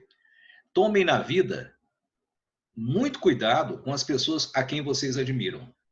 Porque nós terminamos muito parecidos com as pessoas a quem nós admiramos. Existe uma situação interessante. Quando você cria o seu panteão, a Jo deve ter dito que panteão é o conjunto de deuses. Quando você cria o seu panteão doméstico de deuses, você começa a admirar algumas pessoas. E fatalmente, nós somos o ser humano terrivelmente capaz de ficar parecido com aquele que nós admiramos. O Amos Oz é do panteão dos meus santos domésticos. Entenderam o que eu quis dizer? Entenderam o que eu falei agora? Ele pertence ao tipo de pessoa que eu admiro tanto, e há tanto tempo. Já li vários livros dele. Alguns viraram filmes em Hollywood. Ele escreveu histórias de amor fantásticas. São livros muito bem feitos. Eu vou sortear um livro do Amos Oz aqui na nossa próxima ocasião de encontro. Só não faço agora porque o tempo é um pouquinho curto. Gostaram dele? Eu achei que foi bacana. Amos Oz, ok? Ele é um cara muito massa. Crianças, eu estou numa cruzada, numa causa, para que vocês, nada contra Foucault, prometo ir à capela que está sendo erguida para ele dentro do Alfa, não tem nenhum problema. Mas vamos usar outras pessoas além dele. Há coisas boas, há pessoas recentes que eu tenho falado que vão dar uma diferença extrema, de fato, né, quando a gente fizer alguma coisa legal. Eu vou tentar, posso fazer outro compartilhamento, se vocês me permitirem? Sim ou não? Eu preciso de 2 minutos só. Preciso de 2 minutos e vou falar agora da Graça Machel. Que nome estranho, professor? É um nome estranho, de fato. A Graça Machel é uma pessoa bem bacana. Você vai ver que ela é uma pessoa legal. Eu vou colocar aqui um rápido compartilhamento e vou voltar um pouquinho para você entender um pouco da Graça Machel. Aqui está ela. Essa mulher é muito conhecida pelos 2 casamentos que ela fez. O primeiro casamento dela foi com o Samora Machel, o primeiro presidente de Moçambique. Quando o Moçambique se libertou de Portugal em 1976, ele foi o primeiro presidente e ela a primeira dama. Era a esposa dele. Ela depois enviuvou e se casou com ninguém mais, ninguém menos do que o Nelson Mandela. Ela é viúva do Nelson Mandela, como é viúva do Samora Machel, o primeiro presidente de Moçambique. Ela se formou em letras, se formou em francês, em alemão e em português, lá em Lisboa. E, tendo um conhecimento muito grande de literatura, principalmente alemã, ela decidiu que não iria trabalhar na Alemanha, para onde havia sido convidada. Ela voltou para Moçambique, se juntou à luta armada pela independência política, participou de guerrilhas que estavam tentando libertar Moçambique do domínio português. E aí acabou conhecendo, nesse tipo de processo, o líder da guerrilha moçambicana que levou à independência, que era o Samora Machel, que veio, de fato, a se eleger primeiro presidente, foi governante durante muito tempo de Moçambique. Foi ministra da Educação, atuou decisivamente para que as crianças africanas fossem resgatadas de situações desumanas na guerra e na fome, e recebeu da ONU o título de autoridade mundial em direitos das crianças e das minorias. A Graça Machel, que é viva, ela percebeu muito claramente, ela nasceu no mesmo ano em que minha mãe havia nascido, ela percebeu com aquelas guerras africanas, olha a questão do discurso, que havia lá pessoas que não conseguiam se entender de fato, e que o problema não era parar a guerra, o problema era parar um discurso que fazia que uma parte da sociedade odiasse a outra parte. E aí ela disse que ela não estava mais satisfeita com a ideia de tolerância, porque a ideia de tolerância não é mais suficiente. Seria preciso transformar a ideia de tolerância na ideia de respeito. Olha que fantástica coisa para você colocar no Enem. São só alguns minutinhos e eu termino a aula. Olha o que diz aqui a Graça Machel de uma forma bem bacana. Deixa eu tentar colocar aqui o que ela falou. Eu vou ter que tirar algumas coisas para não ficar muito pesado aqui.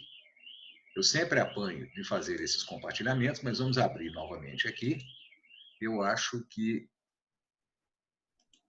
agora vai dar.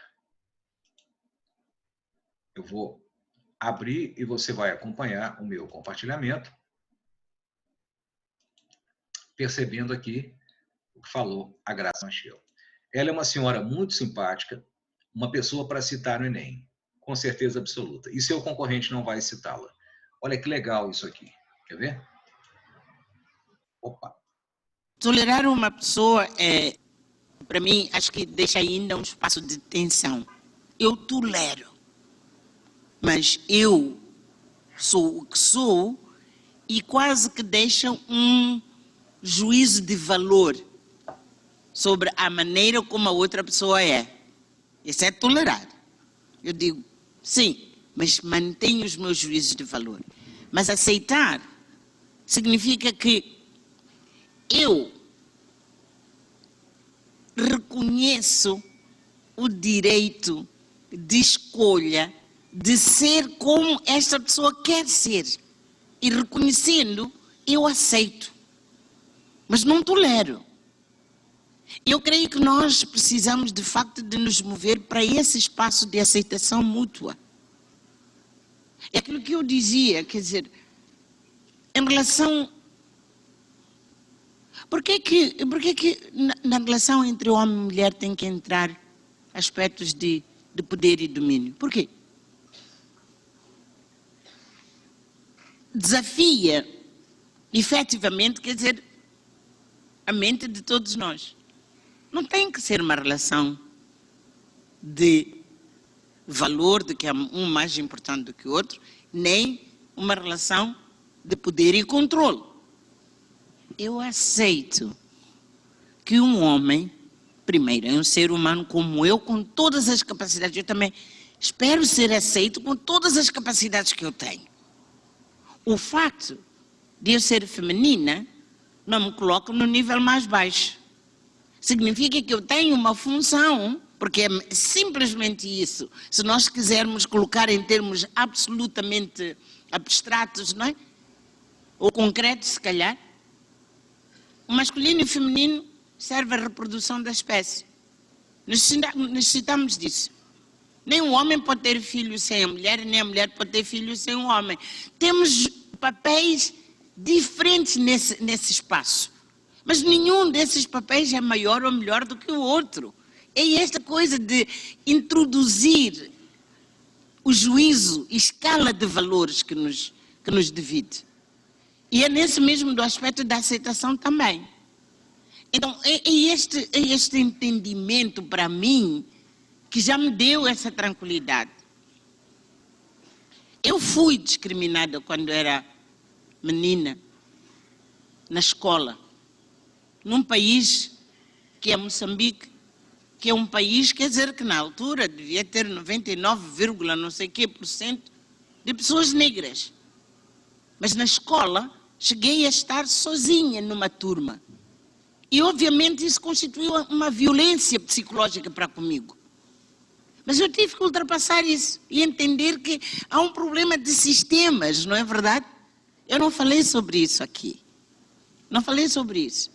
Quando eu falei de movimentos sociais, que é preciso constituir, os movimentos sociais têm que visar a destruição de sistemas que separam as pessoas, que discriminam as pessoas, que categorizam as pessoas. Esses sistemas têm que cair. E todos nos colocarmos na plataforma da igualdade. Existem duas palavras muito importantes, a igualdade e a equidade.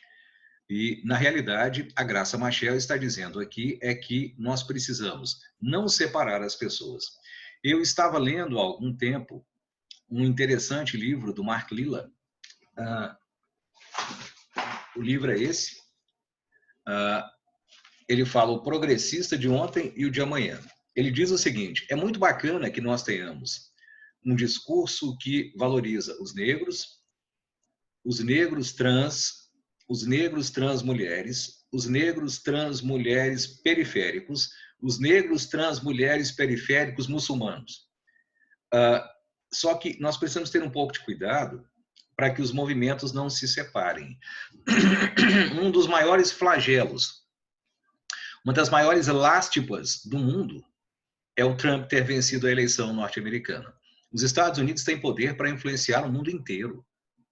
E ter ganho lá a eleição, um cidadão como Trump, foi decididamente muito ruim para todas as pessoas normais. Todas as pessoas normais acham aquilo muito lamentável. Isso só foi possível porque a Hillary Clinton fez uma política toda baseada em nichos. O que a Graça Machel está dizendo é que é bom ter políticas identitárias. Você precisa respeitar os direitos dos LGBTQ, precisa respeitar os direitos dos negros, mas você não pode ir isolando as pessoas. Entre os negros norte-americanos, os indígenas e os latino-americanos, há muita coisa em comum, são todos excluídos. Nós temos que construir essa ponte. Do contrário, o nosso discurso vai nos afastar. E nós, às vezes, estamos do mesmo lado. Nós somos oprimidos, muitas vezes, e não percebemos essas semelhanças. Ok? Gostaram da Graça Machel? Parece importante também como pensadora ou não? É uma pensadora importantíssima, segundo a ONU, para direitos das crianças, para direitos das mulheres. Ela é uma das pessoas que mais fazem hoje força pelo feminismo africano. É uma pessoa muito conhecida. Ela é uma feminista africana, literalmente.